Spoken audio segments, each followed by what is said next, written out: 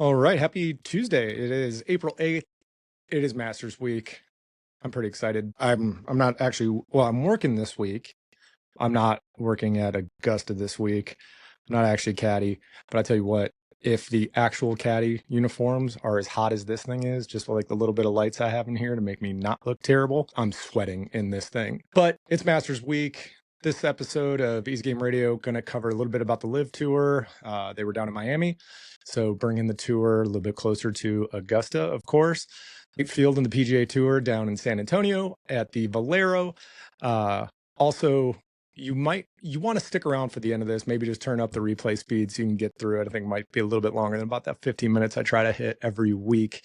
I'm going to drop some knowledge bombs in this one, save the best for the end, talk about George Cobb, the designer of the Augusta Par 3 course, who I'm a big fan of. So today is Tuesday. Tomorrow is Wednesday, the first kind of real day of events down at Augusta. We're going to see the Par 3 course open up to the players and their invited playing partners, usually their family. This is when you see all those little kids running around in their caddy outfits as well. But just a really cool way to kind of officially kick off the Masters weekend on a Wednesday.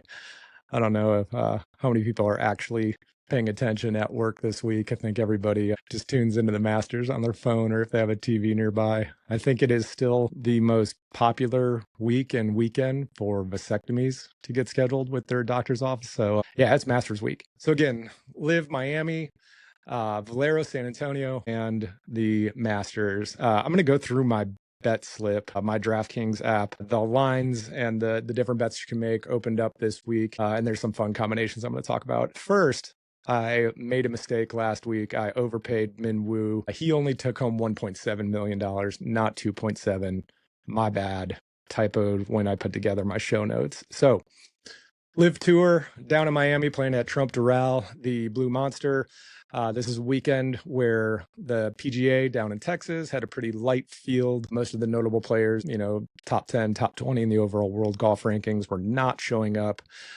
Players like Ricky Fowler had to play at San Antonio and needed to win to get into this Masters. So Ricky Fowler not in the field at Augusta. All right, so Max Leishman wins down in Miami.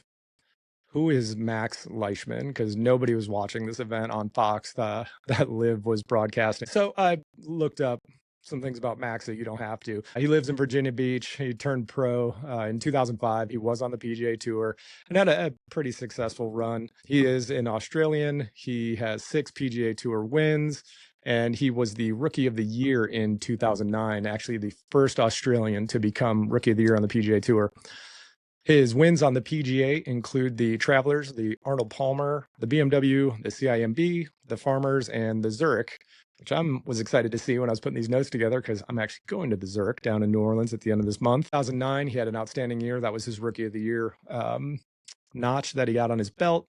He had 3 top 10 finishes that year, one of which was a runner-up finish to Tiger Woods at the BMW. Travelers in 2012 was his first PGA Tour win. He came back from a 6-stroke deficit on the Sunday round, shot a 62 that had 8 birdies and no bogeys, so pretty solid round back in 2012. And fun note, he was the second Australian to ever win that event, with the first being none other than Greg Norman himself, who helped start up the Live League. So, of course, the connection to Live is pretty clear right there. He's got a nice showing at the Masters in 2013. Max was, he led after the first rounds. Then he ended up finished tied for 4th with Tiger Woods that year. I always loved the 2013 Masters. That was the year that Adam Scott won. I was living and working around Washington, D.C. at the time, and I actually played golf at East Potomac Park that day. And ran back closer to my apartment that I was staying in and was able to catch the final 4 holes from one of my favorite bars in Arlington, Virginia at the time. So 2013 was one of my favorite Masters that Adam Scott won. So Max over on the Live Tour now, he had gone on to have a couple more successful years with the PGA, and then jumped in 2022. This was his first win, that'd be Miami, on the Live Tour. So that basically brings the Live Tour back over to the continental United States, gets all those players that are Masters eligible closer to Georgia, so makes sense why Live scheduled Miami for this weekend. Also kind of interesting, this was the first live event that was broadcast on Fox. Of course, this year is the first time they've had a major broadcasting deal. That was big news in the offseason that Fox was going to pick them up. But if you want to call this a ratings duel on a Sunday, the Sunday right before the NCAA championship, I think a duel is a little bit of an overstatement. Over on the PGA side at the Valero, ratings were down year over year, 20%. This year, only drawing 1.7 million viewers. Last year, they had 2.1 million, and that was when Akshay won. For some scale, Live Miami on Sunday on Fox had 484,000 viewers. So I'm not trying to knock Live. I like the Live format. It's fun and it's different. As I've said on the podcast already, that Live and PGA have got to figure it out. I don't know how long you can really go and look at Live as really being legitimate unless something changes. And of course, if a Live player wins the Masters this weekend, this argument's blown up. But people are not watching the Live Tour. And even on PGA events, when viewership is down 20%, they're still drawing 4 times as many, 3 or 4 times as many viewers as Live. So interesting note, but long story short with all that, Live Tour back in the continental United States, PGA kind of on a slower weekend down in Houston, San Antonio. So in San Antonio, Brian Harmon, he gets his 4th PGA Tour win, takes on $1.7 million. Every time I see Brian Harmon on TV, I cannot help but that's Murr from Impractical Jokers. Like, you can't tell me that's not Murr. That whole thing is an impractical joke. The internet's already, made fun of that for years now, but every time I'm watching the PGA and Brian Harmon's on that screen, I just imagine there's a bunch of dudes in the trailer in the parking lot talking into his earpiece, like, come on, just scull that chip across the green. The Sunday round was pretty good. We had some terrible weather here in Tennessee, so I was able to hang out with the family and catch the round. My favorite part of the weekend had to be Andrew Novak, especially on Saturday. I'll talk about that in just a second. But he had a charge on Sunday, challenged Brian Harmon, and then he just seemed to kind of crumble on the final stretch. He posted bogeys on 15, 17, and 18. He was visibly frustrated with himself. He definitely had a chance to win this tournament, and it looked like it was going to shape up to that, but Brian Harmon was basically able to cruise in on his last couple shots, didn't have to worry about it. So Andrew Novak, his poor performance on those last couple holes dropped him to a tie for 3rd with Maverick McNeely, missing out on an extra about $300,000 if he had gotten into a 2-way tie for 2nd.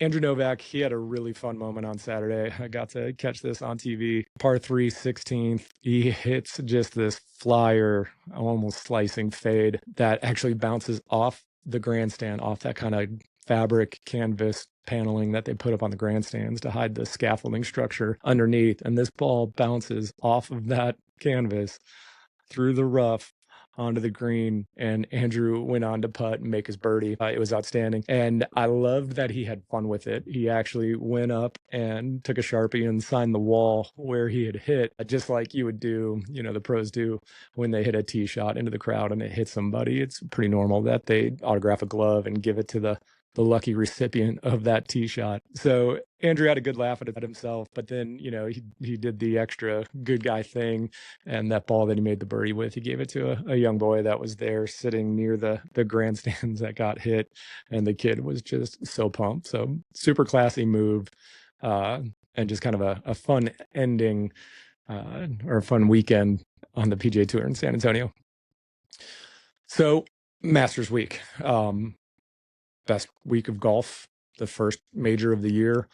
All the themes that go into this year, of course, Live players that are Masters eligible and eligible for the other majors get to show up, and we're going to continue that talk about the Live players versus the PGA.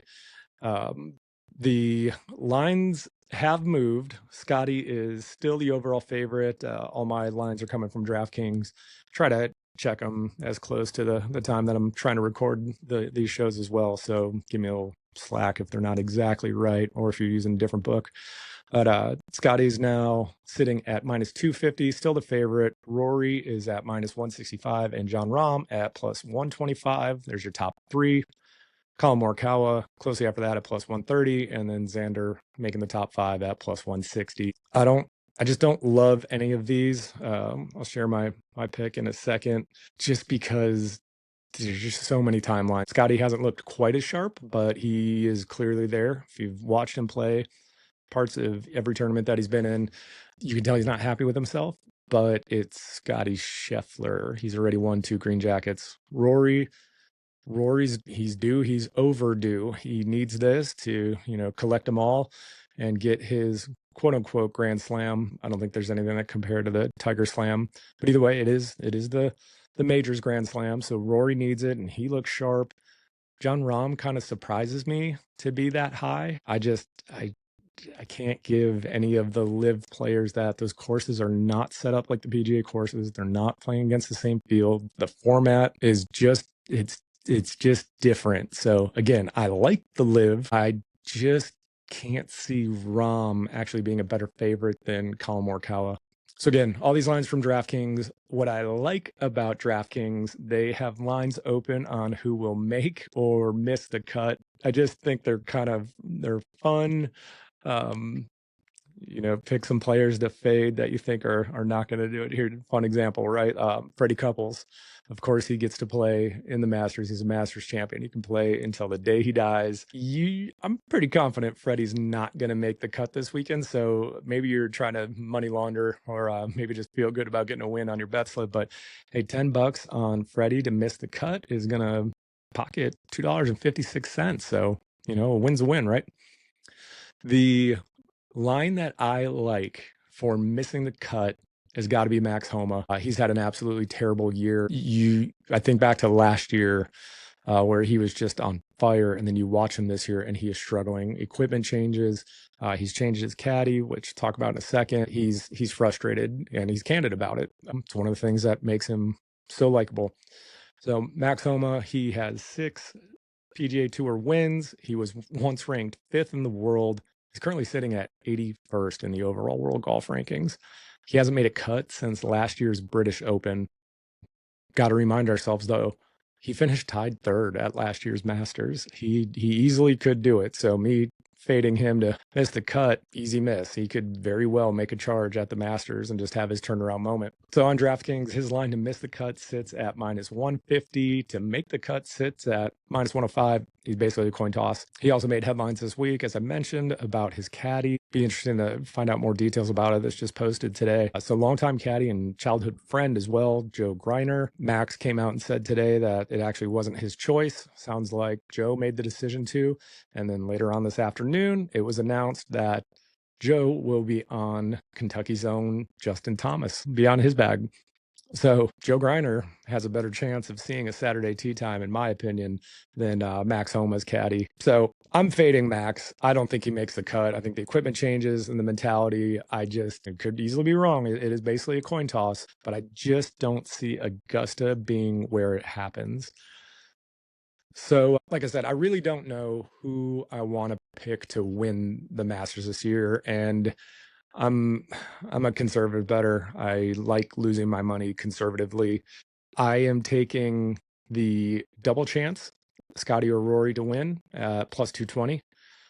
Putting $31 on that. It's going to pay out 100. I'm going to fade Max Homa parlayed with Dustin Johnson. I just don't think DJ has any more. I used to be a huge DJ fan. I actually had him long shot to win the Masters back in 2019 when he did. Made like $1,000 on that too. I just had been watching him play and he just looked sharp. I remember when I started playing golf back in like 2012, 2013, he was just, ridiculous. He's a beast athlete. I just don't see Dustin making the cut. So I like to, I'm parlaying them, Max and Dustin, miss the cut. Going to put $20. It pays out 75. And as I mentioned on the other episodes, still have $5 on Shane Lowry to win it all. That's a stats-based pick. $5 pays out 255. Ludwig and Minwoo, my young guns pick from last week. All they got to do is finish in top 20. $26 on that pays out 100. As I said, Scotty or Rory to win. 31 pay out 100. So I can take home 3 out of the 4. If Shane Lowry, Scotty or Rory win, I'm making money. Ludwig and Minwoo in the top 20, that's just going to be a nice thing.